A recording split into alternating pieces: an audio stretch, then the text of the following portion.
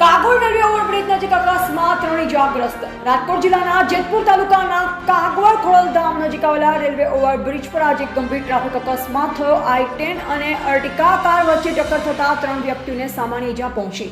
પ્રાથમિક માહિતી મુજબ i10 કાર રોંગ સાઈડમાંથી આવી રહી હતી અને અર્ટિકા કાર સાથે સીધી અથડામણ થઈ। અકસ્માતની તીવ્રતા છતાં સદનસીબે કોઈ જાનહાનિ થઈ નથી। 3 ઇજાગ્રસ્તોને તાત્કાલિક નજીકની વીરપુર સિવિલ હોસ્પિટલ ખસેડવામાં આવ્યા છે, જ્યાં તેમને સારવાર હેઠળ રાખવામાં આવ્યા છે।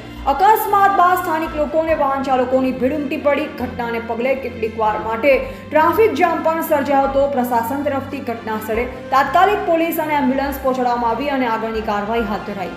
રિપોર્ટર ભેડા પ્રકાશભાઈ, હરેશભાઈ।